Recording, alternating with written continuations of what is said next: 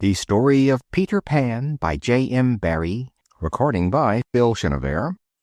Chapter 1. Early Days. In one of the nicest nurseries in the world, there were beds for 3 young people called John Napoleon and Wendy Maria Angela and Michael, the children of Mr. and Mrs. Darling. The nursery was wide and airy, with a large window and a bright fire with a huge fire guard round it, and a big clock, and prettily colored nursery rhyme pictures over the walls. It was in many ways a most interesting household. For one thing, although there was a pretty little parlor maid called Liza, the children were bathed and dressed by a big dog called Nana, whose kennel was kept in the nursery. On the evening on which our story begins, Nana was dozing peacefully by the fireside, with her head between her paws. Mr. and Mrs. Darling were getting ready to go out to dinner, and Nana was to be left in sole charge of the children. Presently the clock went off with a whir and struck 1, 2, 3, 4, 5, 6. Time to begin to put the children to bed. Nana got up and stretched herself and carefully switched on the electric light. You would have been surprised to see how cleverly she managed to do that with her mouth. Then she turned the bedclothes neatly down and hung the little pajamas over the fire guard. She then trotted up to the bathroom and turned on the water. After feeling it with her paw to make sure that it was not too hot, she went off to look for Michael, who, being the youngest of the 3 children, must go to bed first. She returned immediately with him sitting astride on her back as though she were a pony. Michael, of course, did not want to be bathed, but Nana was firm, and taking him to the bathroom, shut the door so that he should not be in a draught. Then Mrs. Darling came to peep at him as he splashed about in the nice warm water. Whilst Mrs. Darling was in the nursery, she heard a wee noise outside the window as a tiny figure, no bigger than a little boy, tried the window latch and vanished suddenly at her cry of surprise.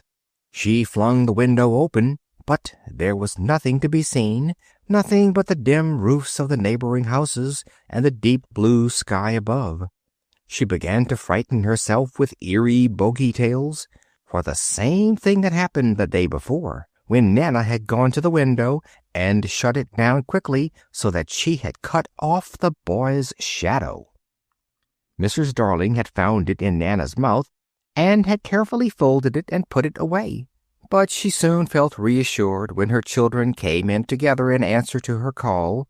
John, Napoleon, and Wendy were playing at their favorite game of being father and mother, and Mrs. Darling's beautiful face beamed with delight as she listened to them. Suddenly in rushed Mr. Darling, very much excited because he could not fasten his evening tie. Evening ties are difficult things to fasten, you know. Mrs. Darling easily managed that for him, and he was soon skipping about the room with Michael on his back, dropping him finally into his bed with a big boom-ba. Unfortunately, in going to the bathroom, Nana accidentally brushed against Mr. Darling's beautifully pressed black trousers and left some of her gray clinging hairs upon them. Now, no grown-up person likes hairy trousers, so Mr. Darling was very cross with Nana and spoke of dismissing her. But Mrs. Darling told him about the weird apparition at the window, how Nana had barked at it and shut the window down so fast so that its shadow had been cut clean off and left behind. She showed him the shadow and told him how glad she was to have such a treasure as Nana for a nurse. "You see how very useful Nana is," concluded Mrs. Darling, as the faithful dog came in with Michael's bottle of cough mixture. But Michael was naughty and would not take it. There was a fine fuss over it, when Wendy, being a clever little girl, hit on a brilliant idea. Father should take some of his medicine to keep Michael company. "Very well," said Mr. Darling. "We shall see who is braver." 2 glasses were fetched and filled in a moment. 1, 2, 3, cried Wendy. Michael took his like a man, but Mr. Darling only pretended to, and quietly hid the glass behind his back. John caught him in the act. "Father hasn't taken his," he cried, and Michael, seeing that he had been tricked, burst into a loud Mr. Darling, to appease Michael, thought of what seemed to him an excellent joke. He poured his medicine into Nana's drinking bowl, and when poor Nana, thinking that it was something nice, ran eagerly to lap it up, he roared with laughter to see the reproachful eyes she turned upon him.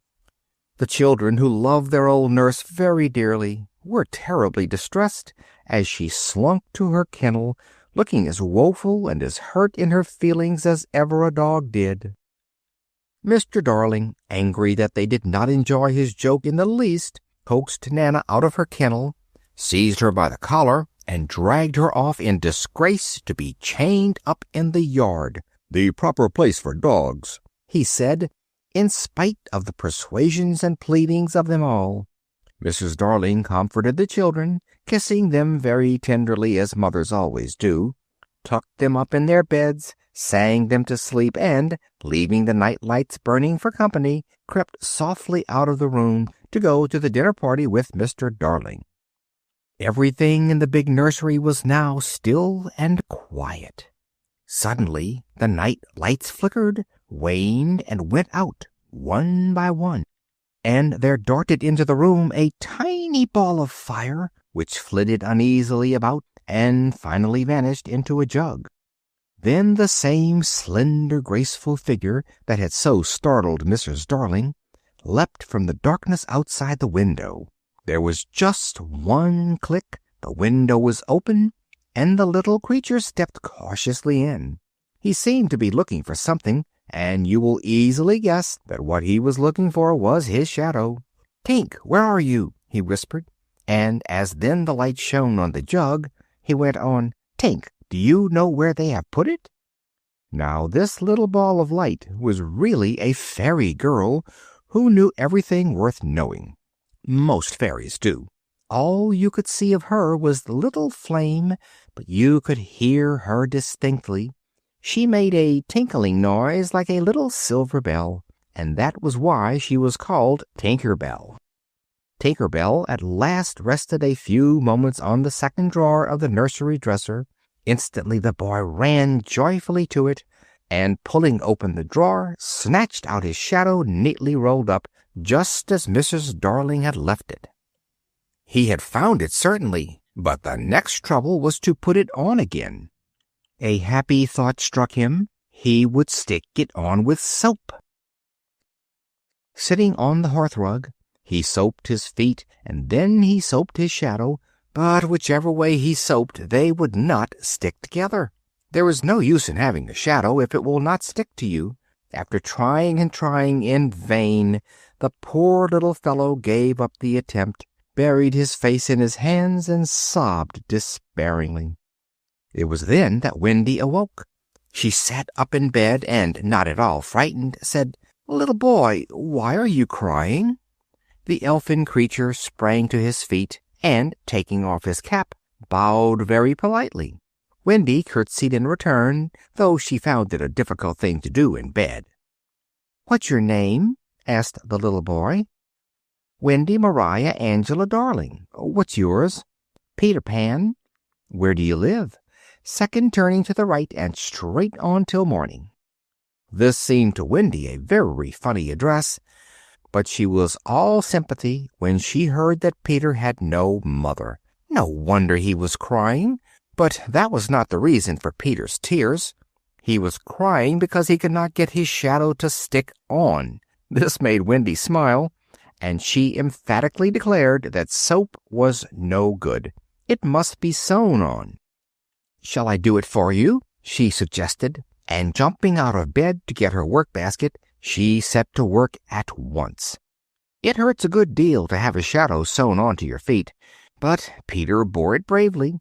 It was the right thing to do, for the shadow held on beautifully, and Peter was so delighted that he danced up and down the nursery, watching it making patterns on the floor as he flung his arms and legs about. "Oh, the cleverness of me!" cried Peter, overcome with joy, and he crowed with pleasure, for all the world just as a cock would crow. "You conceit!" exclaimed Wendy indignantly. "Of course I did nothing." "Oh, you did a little. A little. If I am of no use, I can at least withdraw," she said, jumping back into bed and covering her head in a dignified way with the bedclothes. "Oh, Wendy, please don't withdraw," Peter exclaimed in great distress. "I can't help crowing when I'm pleased with myself. One girl is more use than 20 boys." This was rather clever of Peter, and at these sensible words Wendy got up again. She even offered to give Peter a kiss if he liked. Peter looked puzzled, but seeing the thimble on Wendy's finger, he thought she meant to give him that, and held out his hand for it. Now Wendy saw at a glance that the poor boy did not even know what a kiss was, but being a nice little girl of motherly disposition, she did not hurt his feelings by laughing at him, but simply placed the thimble on his finger. Peter admired the thimble very much. "Shall I give you a kiss?" he asked, and, jerking a button off his coat, solemnly presented it to her. Wendy at once fastened it on a chain which she wore around her neck, and, forgetting the puzzle in his mind, she once more asked him for a kiss. Immediately he returned the thimble. "Oh, I didn't mean a kiss. I meant a thimble." "What's that?" he asked. "It's like this," replied Wendy, and gently kissed his cheek. "Oh," cried Peter, "how nice!" And he began to give her thimbles in return, and ever afterwards he called a kiss a thimble, and a thimble a kiss. "But, Peter, how old are you?" continued Wendy. "I don't know, but quite young. I ran away the day I was born." "Ran away? Why?" "Because I heard my father and mother talking about what I was to be when I became a man. I don't want to be a man. I want always to be a little boy and have fun. So I ran away and lived among the fairies." Wendy was almost speechless with delight at the thought of sitting beside a boy who knew fairies, and after a minute said, "Peter, do you really know fairies?" "Yes, but they're nearly all dead now. You see, Wendy, when the first baby laughed for the first time, its laugh broke into 1,000 pieces, and they all went skipping about, and that was the beginning of fairies. And now, whenever a new baby is born, its first laugh becomes a fairy. So there ought to be a fairy for every little boy and girl, but there isn't. You see, children know such a lot now, they soon won't believe in fairies. And whenever a child says, 'I don't believe in fairies,' there's a fairy somewhere that falls down dead." Peter suddenly looked about the room, as though he were searching for something. Tinker Bell had disappeared. Before he could grow anxious, however, a tinkling of bells was heard, and Peter, who knew the fairy language, of course understood it. He pulled open the drawer in which his shadow had been hidden, and out sprang Tinker Bell, very angry with him for shutting her up accidentally in the drawer. She skipped about the room, but Wendy gave such a cry of delight that Tink was frightened and hid behind the clock. "But, Peter," continued Wendy, "if you don't live with the fairies, where do you live?" "I live with the lost boys." "Who are they?" "Why, they are the children who fall out of their perambulators when their nurses are looking the other way. If they are not claimed within 7 days, they are sent far away to the Neverland to defray expenses. I'm their captain." "Oh, what fun! But, Peter, why did you come to our nursery window?" Peter told her that he came to listen to the lovely stories Wendy's mother related to her children, for the lost boys had no mothers, and no one to tell them any stories. He also told her how he led them against their enemies, the pirates and the wolves, and how they enjoyed bathing in the lagoon, where beautiful mermaids sang and swam all day long. "I must go back now," he went on. "The boys will be anxious to hear the end of the story about the Prince and the Glass Slipper. I told them as much as I knew, and they're longing to hear the rest." Wendy begged him to stay. "I'll tell you lots more," she promised. "Ever so many stories, if you'll only stay." "Come, Wendy," exclaimed Peter, struck with a new idea. "You can tell us all the stories there, and darn our clothes and tuck us in at night. None of us has ever been tucked in. All the boys long for a mother. Oh, Wendy, do come." It was a tempting idea to Wendy, but a sudden thought came across her mind. "Peter, I can't. Think of Mummy. Besides, I can't fly." "I'll teach you, Wendy." This was too much for her. "Peter, will you teach John and Michael to fly as well?" "Yes, if you like." So John and Michael were awakened, and directly they heard that there were pirates in the Neverland, they began to clamor to go at once. They watched Peter fly about the room and tried to imitate him, flapping their arms clumsily at first like unfledged birds, and flopping about all over the place. "That will never do," Peter said. "I must blow the fairy dust on you. Now waggle your shoulders as I do." So they tried, and found that they could fly, just a little at first, from the bed to the floor and back again, then over the bed and across the room, and then, as they grew braver, almost as freely and easily as Peter himself. "Tink, lead the way," called Peter, and the fairy shot out like a little star. None of the children had time to put on their day clothes, but John snatched his top hat as he flew out the window, followed by Michael. Peter Pan held Wendy's hand, and away they floated into the dark blue depths of the starry night. A minute afterwards, Mrs. Darling, who had just returned from the party, rushed into the nursery with Nana at her heels, for Nana had been anxious about her charges, and had just succeeded in breaking her chain, but it was too late. The children were already on their way to the Neverland.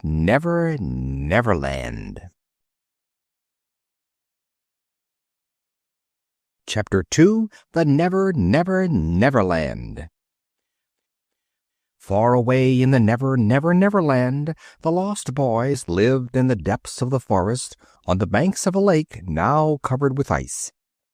The trees were bare without their summer dress, and wolves prowled and howled in the distance, and wild beasts snarled in the undergrowth, and pirates sailed villainously up the lake, and red Indians, who were friends of the boys, lived secretly in their wigwams hidden in the glades of the woods. The lost boys, who, in their fur coats, looked more like bears than boys, were anxiously awaiting Peter's return. There were 6 of them. Slightly Soiled, the eldest, then came Toodles and Nibs and Curly and the twins, who were so much alike that one name did for both of them, so each was called Twin. They lived like moles under the ground, for fear of the pirates and the wolves. Each one had a special staircase hollowed in a tree trunk, so that they could easily run down among the roots of the trees into their home. They were playing about happily, although they were beginning to be a little anxious that Peter was so long away. Slightly was tootling on a whistle and dancing quite merrily with an ostrich for a partner, a queer combination, you will say, when suddenly the gruff voices of the pirates were heard. Nibs, who was very brave, slipped away through the trees to scout, but the others had only just time to scuttle down the stairs to the hollow trees before the big, ugly buccaneers came tramping up, hauling their captain, who was sitting in state upon a sleigh. You could not imagine a more dreadful-looking villain than that man was. His name was James Hook, and it suited him. He had 2 most evil-looking black eyes. His face was seamed with lines which seemed to express his wicked thoughts. His hideous chin, all unshaven, was as black as ink and as prickly as a furze bush. His hair was long and black, and it hung around his face in greasy curls. He was singing a horrible song about himself, keeping time by swinging in the air the gruesome stump of his right arm, on which a double iron-pronged hook was fixed instead of a hand, hence his name. That man was the most wicked pirate who ever lived. He simply wallowed in wickedness. Even his own crew dreaded him, and they were as bad as could be. So no wonder the Lost Boys darted like rabbits to their cave. Now Captain Hook most of all wanted to find Peter Pan, for it was Peter who, a long time before, in an encounter between the pirates and the Lost Boys, had cut off his right arm and flung it to a passing crocodile. The crocodile had liked the taste of it so much that ever since he had wandered from land to land and from sea to sea, licking his lips for the rest of the captain. The captain had naturally some reason for hating Peter, for he had a dreadful time in eluding the pursuit of the voracious crocodile, but still the beast dogged his footsteps and followed him on and on and on by land and sea wherever he went. The captain only got a start when the crocodile was asleep, and with that and a swift ship, he had managed so far to escape. It was an awful life.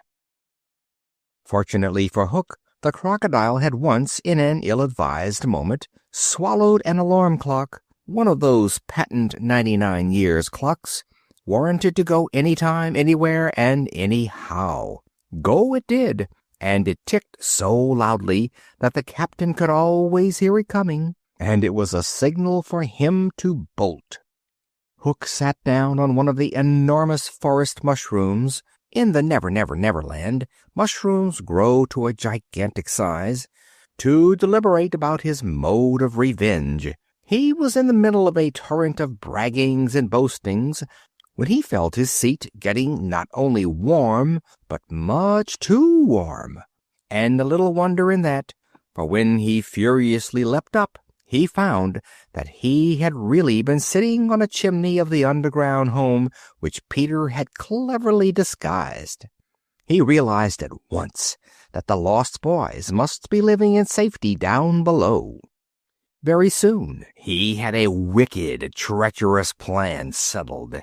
He determined to cook a huge, rich cake with beautiful green icing and a poisoned inside.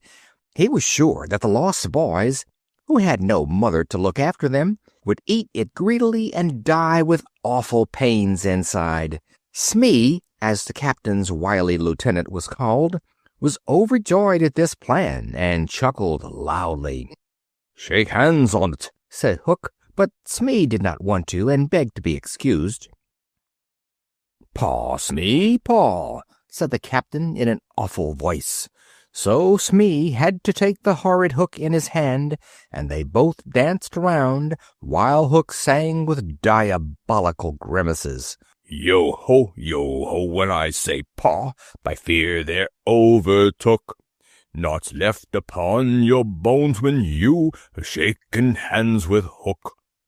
Just as he was gloating over his pleasant scheme, a queer sound was heard, like a corncrake coming nearer and nearer through a barley field. Tick-tock, tick-tock, tick-tock. "The crocodile! The crocodile!" the pirate captain yelled, and in a moment was flying for his life.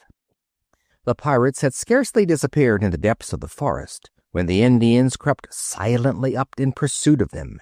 Tiger Lily, their chieftainess, was at their head, now running swiftly under the trees, now listening with her ear to the ground, to know where her enemies had gone, for, like Tinker Bell and Wendy, she loved Peter Pan, and his enemies were her enemies. The redskins slid along, following the pirates with steps as quiet as those of a beetle crawling through the grass. They soon passed far out of sight, and then, one by one, the Lost Boys peeped from their tree trunks, and, seeing that all was quiet, came out again to their playground in the woods.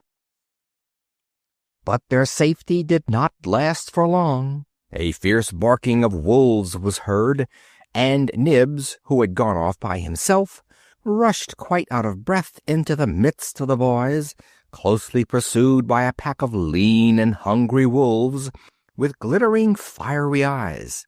What were the lost boys to do in this terrible plight when their leader was far away? Fortunately, one of them remembered Peter's plan. Whenever he was attacked by wild beasts, Peter used to run at them backwards, jumping along the ground, squinting at them through his legs. The lost boys did this all together, and really it was so astonishing that the wolves fled with terrified howls to the thickets where they lived. Note, this is a good way of scaring away mad bulls and wild animals, but it is always safer to practice on cows or in the zoo first. Then Nibs told the boys how he had seen the loveliest white bird you could imagine. It was flying this way, he said. It looked so wearied, and as it flew, it moaned, "Poor Wendy." "Are you sure it was a bird?" they asked. Nibs was quite sure, and almost at once they saw Wendy flying through the trees in her white nightgown. Tinker Bell was by her side, darting at her and telling the boys that Peter wanted her shot, for Tinker was rather a bad little fairy sometimes. She said this because she was jealous of Wendy, since Peter and Wendy had kissed each other. Instantly Toodles seized his bow and arrow and shot at the bird, as he thought, and she fell fainting to the ground. At once the boys saw that she was no bird, but a little girl, and perhaps the very mother whom Peter had promised to bring them.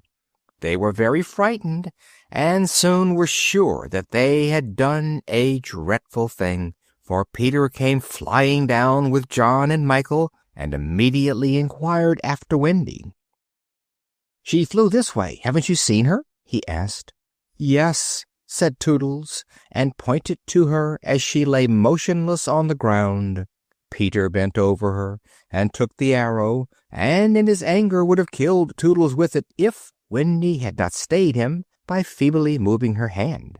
Then they were all glad, for Wendy was not dead, as they had thought, but only stunned. The arrow had fortunately struck the button which Peter had given her in mistake for a kiss. Soon she was quite well again, but so faint and tired after her long flight through the air. The boys did not know what to do. They did not like to carry her down into the cave, as it might not be sufficiently respectful, so they planned to build a house over her, only they did not know what kind of house to build. Then Wendy sang in her half-sleep the kind of house she wanted. "I wish I had a darling house, the littlest ever seen, with funny little red walls and roof of mossy green." And the boys fetched logs out of the forest, and a grate and a rug from the underground cave, and built a beautiful home for her out of wood and tarpaulin and make-believe. They made a chimney out of John's tall hat, which he had been Londony enough to bring with him, and they made a splendid knocker out of the sole of one of Toodles's boots.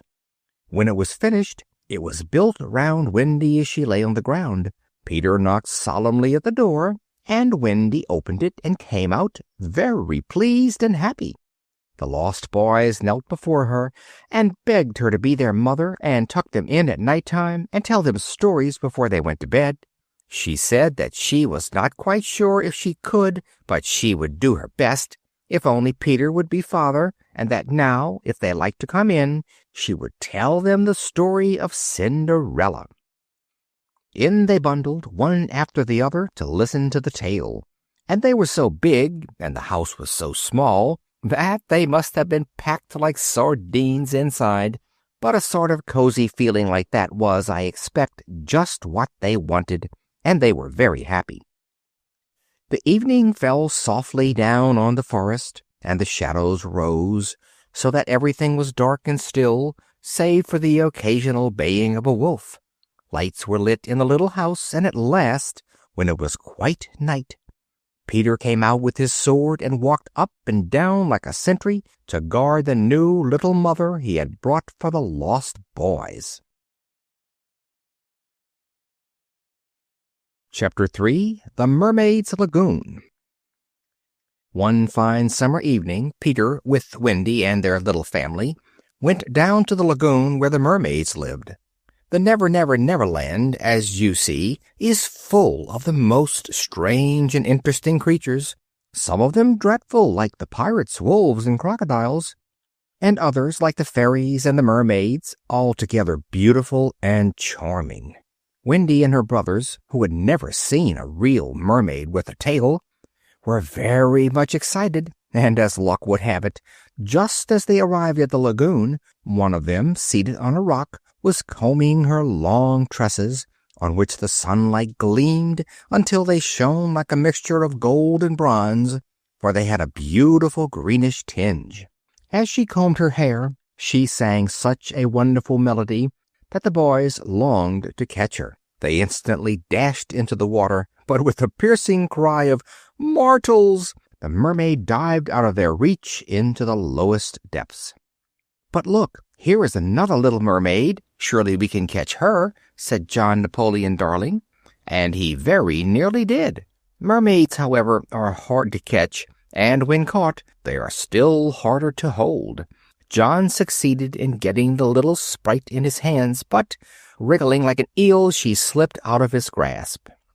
Breathless with excitement, the whole band of children clambered onto the rocks, when all at once a cry went up, "The pirates!" Sure enough, a boat was approaching, and in it were seated the two pirate lieutenants, Smee and Starkey. The boys were already swimming to the shore as fast as they could, when, to his horror, Peter recognized Tiger Lily sitting in the stern, tightly bound with ropes. In a flash, he guessed what was their intention. The wretches meant to leave her, all bound as she was upon the rock, until the tide came up and drowned her. Determined to save her, Peter thought of a clever trick. Imitating the wicked captain's voice, he called out, "Cut her bonds and let her go." The effect was marvelous. The astonished buccaneers, fearing to disobey their captain, instantly released Tiger Lily, who leapt into the water and swam towards the boys. The pirates had turned and were rowing back, when they saw Hook swimming towards them, and learnt from him how they had been duped. Horribly enraged, he chased them out of the boat, leaving them to swim back to the ship as best they might, while he himself set about recapturing Tiger Lily. But the pirates once safely out of the way, Peter and his friends went back to the rock to attack the captain, who was now single-handed. A fierce fight ensued, Hook using his iron prong to some purpose on poor Peter, while the boys, seizing Hook's boat, rowed off with Tiger Lily in it. At last, finding himself outdone, the captain gave up the fight, and in all haste swam back to his ship. Peter, left alone on the rock with Wendy, found her so exhausted that she could neither swim nor fly any farther. With difficulty he managed to help her to a firm footing, but the tide was rising, and they were both in great danger. As he watched the water silently creeping nearer, Peter almost despaired. But all at once a large kite came flying slowly over the lagoon. In a second Peter had seized its tail, and, binding it tightly around Wendy, he sent her sailing away in safety, bravely calling, "Goodbye, Wendy," until she was out of sight. Then, indeed, as the tide rose steadily, Peter was in great peril. The water reached his feet, and he was beginning to think it would be a tremendous adventure to die, when who should come sailing by but a great sea-bird on its nest, which had been blown off the cliffs by the rising storm. "Hurrah!" cried Peter. "There's a lovely boat for me!" And chasing the bird off, in he stepped, curled himself round, and spreading out his coat to the wind, sailed swiftly and merrily after Wendy. Chapter 4. The Underground Home. The days passed merrily in the underground home, where Wendy was the sweetest little mother and Peter the bravest father you could ever have found anywhere. The cave was large and roomy, and the rocks out of which it was hollowed were of a deep brown color. There was a fine large fireplace, and overhead, near the ceiling, were hung baskets and fishing tackle and all sorts of things likely to be useful to cave dwellers.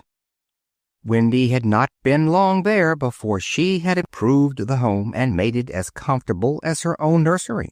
It is wonderful what clever girls can do, even with the poorest materials. There was now a huge bed for all the boys, and a basket for Michael, because he was the littlest, and because a cradle is such a homely thing to have about the house. And in a corner of the room, hidden behind a tiny crimson curtain, there was a wee little room for Tinker Bell, daintily furnished to suit the tastes of a girl fairy. There were stools made of mushrooms for the boys, and 2 comfortable chairs made of pumpkins, where Peter and Wendy could sit in state, as was fitting the father and mother of the little family. One Saturday night, Wendy and the boys were all downstairs together, waiting for Peter to come back from a hunting expedition. Outside, the faithful Tiger Lily and her Red Indian band were keeping guard against the pirates. Presently, the crackling of branches indicated Peter's approach through the underwood. Tiger Lily sprang up to meet him, and the lost boys ran to the tree trunk stairways to welcome him on his return. He was the best of fathers, and never forgot to be a little boy, for he had filled his pockets with fruit for the boys who had been good, and he let them rummage through and through his coat like rats in a corn sack. Then he turned towards Wendy, who was very busy mending the children's socks by the fireside. She looked very charming in her pretty brown frock, the color of autumn leaves, with scarlet berries in her hair, and she made Peter very happy as they exchanged thimbles and talked over the boys and their doings as if they had really been their father and mother.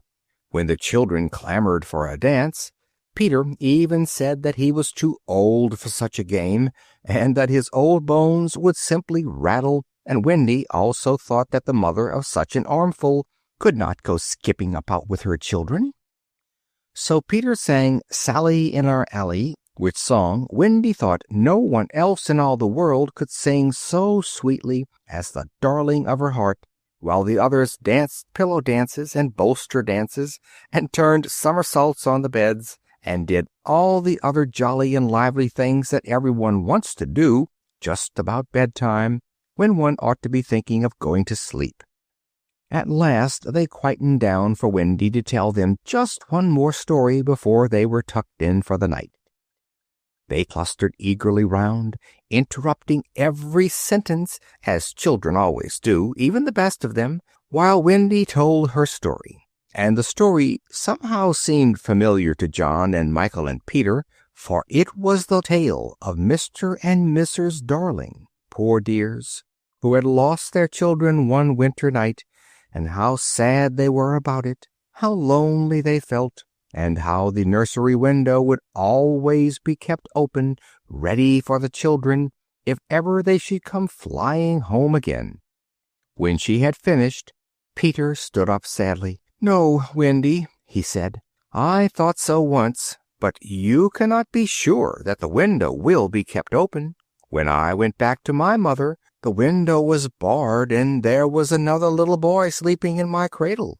At that thought, Wendy started up with a look of horror in her face. "Perhaps by this time Mother may be in half mourning," she exclaimed, and John and Michael felt they dared not stay another moment in the Neverland. What would they do if they were too late in coming back and found other children in their beds, other children being bathed and dressed by Nana? They must go home at once. The boys crowded round Wendy, imploring her not to leave them, but she was firm. Not only would she return with John and Michael, but she would take all the boys with her for her mother to adopt. The boys, as soon as they heard themselves invited to come too, were as happy as larks, for now each of them would have a true mother in Mrs. Darling, and would live in a house like other boys. In a moment they were packing their baby clothes and were ready to start on the journey. Peter alone refused. He was miserable at the thought of losing Wendy, but he couldn't consent to grow old and have a beard, as he knew he must do if he left the Neverland. Never, never could he do that. There was nothing for him then but to stay behind. Wendy was as careful as a little mother in pouring out Peter's medicine, and made him promise faithfully to take it every night. But suddenly there was a stamping overhead, and banging, and a clashing, and a shouting, and a sound of heavy people wrestling and struggling to and fro. The pirates had taken the Red Indians by surprise. The children heard the fighting and listened like mice to the squalling of cats, as frightened as could be, while Peter waited with his sword. The battle was very soon over. The redskins were beaten and ran like hares, or crawled dangerously wounded into the thickets. The triumphant pirates were left victorious, though a little out of breath, close above the children's heads. Hook, their captain, more wicked-looking than ever, listened at the mushroom chimney. "If the Indians have won," Peter was saying, "they'll beat the tom-tom." "Aha!" thought Hook, and he picked up a tom-tom that one of the flying Indians had left behind, and sounded it loudly, "Rub-a-dub, rub-a-dub-a-dub-dub-dub." "Hooray!" shouted the children down below. "An Indian victory!" "All will be safe," said Peter. "You may go now. Tink will show you the way." And bidding a hurried goodbye to Peter, away they all went up the stairways in the tree trunks, out into the forest. The pirates were ready for them. As each child came above the ground, he was seized by one of these swarthy ruffians who stood waiting. One by one and silently they were captured and flung into boats and transported to the pirate ship, which had anchored in the lake close by. Everything had been done so quietly that Peter was quite unaware of his friend's sad fate. He only knew that he was all alone, that Wendy had left him, and that she and Michael and John and all the lost boys who had been his companions were on their way from the Neverland to the country of the ordinary people who wear tall hats and tailcoats as soon as they are old enough, and grow up one after the other. Poor Peter threw himself on his bed and sobbed himself to sleep. Hook was still lurking about, for one thing that annoyed him most was that Peter had not left the cave with the rest, and was as yet safe. But in his wicked heart a wicked scheme had already risen by which he hoped to kill his enemy. He had carefully listened to Wendy's last words. "Be sure and take your medicine, Peter." Here was the captain's last chance. Creeping down to the door of the cave, he stretched his long arm round the ledge just inside, and poured a few drops of deadly poison into the glass, and with a grin of triumph on his ugly face, he threw his cloak over his shoulder and stole away. Tap, tap, tap. Somebody was knocking at the door. "Who's there?" asked Peter sleepily. Tap, tap, tap. He got up and opened the door. Tinker Bell, tinkling excitedly, flew into the room. "The pirates have captured them," she tinkled. "The pirates have captured them." As Peter excitedly snatched up his sword and sharpened it very sharply on the grindstone, he perceived Tinker Bell in his glass of medicine. He soon learnt the reason when his little fairy told him, in a weak voice, that it was poisoned, and that she had drunk the poison as the only way to save his life. It was indeed an act of self-sacrifice, for too well did Tink know how much Peter loved Wendy, and that no warning of hers would prevent him from keeping his promise. Poor Tinker Bell was dying, and die she would have done were it not that Peter, in a frenzy of grief and with tears in his eyes, made this passionate appeal to all children. "Do you believe in fairies? If you do, clap your hands, and that will save poor Tinker Bell. As his cry rang round the world, there came an echo of sound, as of millions of little hands clapping, as if all the children throughout the world knew suddenly that of course they believed in fairies. The result was magical. Tinker Bell was saved. Her light, which had been getting fainter and fainter, grew brighter and brighter again. The merry sound of tinkling, her way of speaking to Peter, which had almost become inaudible, now grew stronger and stronger. She was once more the bright little fairy that escorted Peter to the darling nursery, and again, under her guidance, Peter set forth to rescue the boys and Wendy. Chapter 5. The Pirate Ship. The pirate ship was a terribly evil-looking craft, with its painted sails, its heavy tarred cordage, and its flag with the skull and crossbones upon it, flapping grimly at the stern.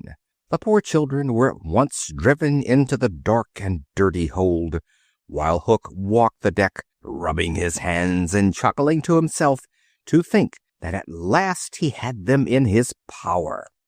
"Are all the prisoners chained so that they can't fly away?" he asked Smee, who was very busy at his sewing machine. "Aye, aye, Captain," answered Smee. "Then hoist them up," shouted the captain. He seated himself on a chair covered with a white bearskin, waiting while the boys, whose wrists were chained together, were dragged out of the hold and brought before him. 6 of them, he said, were to walk the plank at once, but he would save any 2 who were willing to be cabin boys. The children were not at first sure what walking the plank meant, but Hook soon enlightened them by roaring out a song in explanation. Yo-ho, yo-ho, the frisky plank you walk along it so, till it goes down and you go down to tooraloo-raloo. He sang, waving his hook to show how, when the plank tipped, they would be shot into the water and drowned. Turning towards John Napoleon Darling, he shouted, "You look as if you had some pluck in you." John hesitated. In his schoolboy days he had always thought a pirate's life very attractive, so stepping forward he said, "Will you call me Red-Handed Jack?" The captain laughed with delight and promised to give him that name if he joined the crew. Then Michael went up to him and slapped him on the shoulder. "What will you call me if I join?" he asked. "Black-bearded Joe," answered the captain, and until another question arose, Michael was much pleased. The cabin boys were told that they must of course swear "Down with King George," and to this neither boy would consent. John and Michael were then pushed on one side and told that their doom was sealed, while Hook shouted, "Bring up their mother." In a moment Wendy was dragged from the hold, and when the boys rushed to protect her, they were pulled back, leaving her standing alone, looking very frightened but pretty in her brown dress, with a long brown cloak wrapped around her. Hook asked her if she had any last message for her sons who were about to die. Wendy spoke beautifully to the boys, telling them she was sure their real mothers would wish them to die like English gentlemen. Her courage so inspired the children that they all cried they would do what their mothers wished. Upon this, Wendy was cruelly tied to the mast, whilst Hook's orders were being carried out. But just as the boys' fate seemed determined, something happened to change Hook's glee into terror. Tick-tock, tick-tock, tick-tock, he heard, and at the dreaded sound he yelled, "The crocodile! Hide me! Hide me!" In abject fear he rushed to a corner of the ship, while his men crowded round him, intent only upon shielding their captain from the jaws of the monster. The boys, too, waited breathless with horror, until, with sudden relief and rapture, they saw not the crocodile, but their beloved Captain Peter Pan appearing over the ship's side. In one hand, at arm's length, He held an alarm clock, the ticking of which had made Hook believe that the crocodile was upon him. Making a sign to his friends, Peter dashed into the cabin unseen by the pirates and shut the door. The ticking ceased directly, and Hook's terror vanished. Returning to his dreadful purpose, he cried, "Now here's to Johnny Plank." Again he began to sing, yo ho, the frisky plank. But the boys, filled with hope and excitement, drowned his voice by singing, "Rule Britannia," and just as the pirate was about to vent his rage upon them, he was silenced by a shrill and piercing cock's crow from the cabin. Struck motionless with terror, the crew looked to their captain for some explanation, who ordered Gecko, one of his men, to enter the cabin and see what was the matter. Hook waited, but Gecko did not return, and once again was heard the awful, mysterious crowing.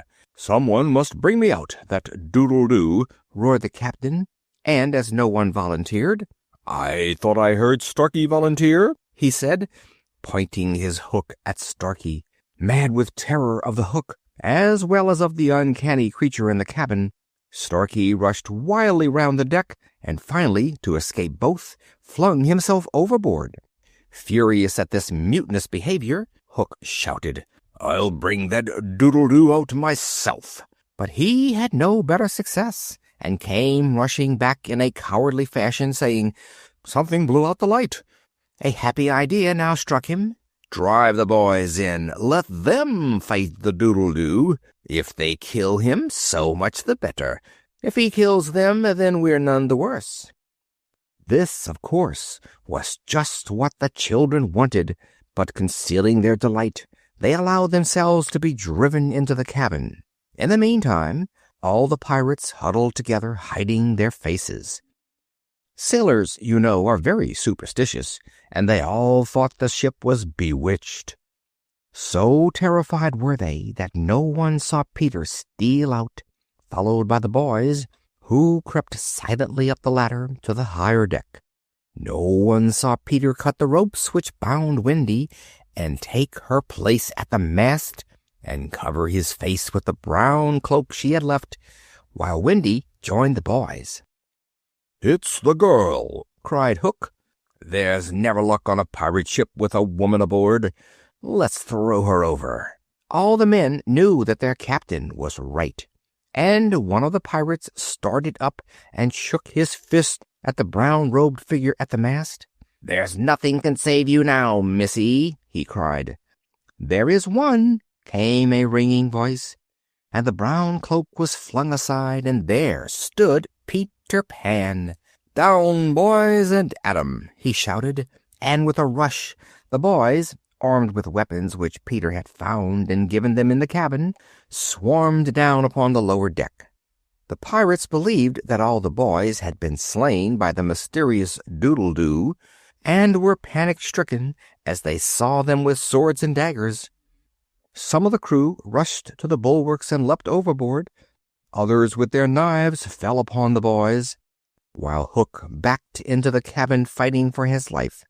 "Put up your knives, boys. That man is mine," cried Peter, pointing to Hook. The boys turned their attention to the remaining members of the pirate crew, who were one by one forced into the sea, while the two mortal enemies appeared at the cabin door, closed in deadly combat. Each was determined to kill the other.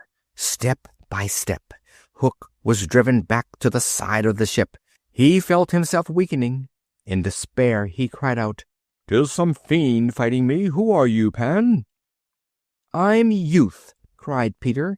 "I'm a little bird that has broken out of the egg. I'm Youth. I'm Joy." With that he wrenched Hook's sword from him and pushed him into the sea, right into the jaws of the waiting crocodile, who caught him at last. The boys burst into ringing cheers as they and Wendy crowded round their hero, who stood like a conquering Napoleon while the pirate flag was lowered. The fate of the pirates. All the pirates, save two, Smee and Starkey, jumped into the sea and were drowned. Smee, the Irish pirate, who was not so wicked as the rest of the crew, managed to swim ashore and subsequently became a reformed character and a brave sailor in His Majesty's fleet. Starkey, who had never shed blood, but had been guilty of many cruel deeds, was captured by the Redskins and led a miserable life, for Great Big Little White Panther, the Indian chief, compelled him to act as nurse to the papooses of the tribe, a sad come-down for a pirate.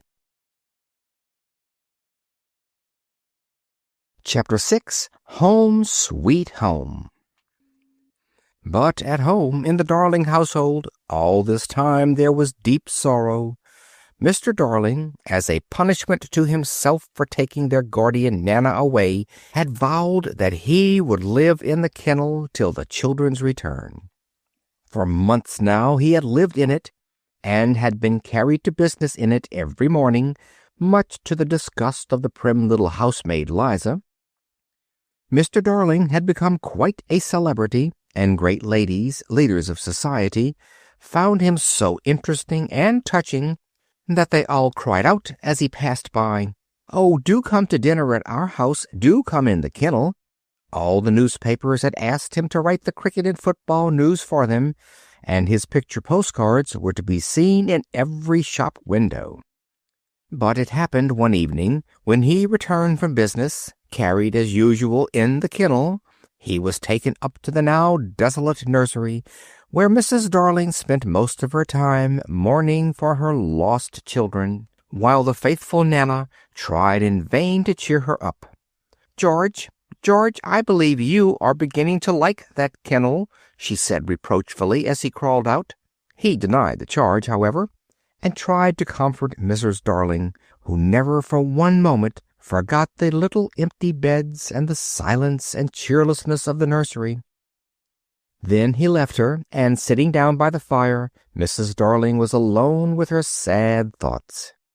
Scarcely, however, had she closed her eyes, when 3 little figures flew in at the window and nestled cozily in their beds. Then, softly, Wendy called to her mother, but when Mrs. Darling looked round, she simply couldn't believe that the children were really there. So many times before she had dreamt of their return, that it was not till they were all 3 crowded round her that she realized that they had indeed come home. Oh, what joy to feel once more those dear faces, cool and fresh from the flight through the night air, pressed against hers hot with tears. To hear once more the sound of those sweet voices as they all talked at once. At last, when she was a little calm, Wendy began telling her about Peter Pan and the Lost Boys, who, with Peter Pan himself, were all waiting outside.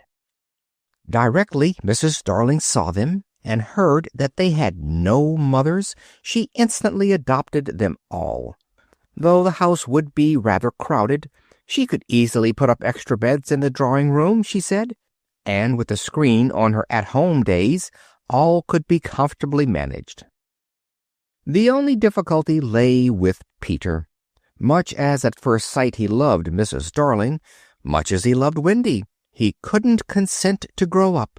So at last it was arranged that he should fly back alone to the Neverland, and that once a year Mrs. Darling would allow Wendy to go and stay with him for a whole week to do his spring cleaning.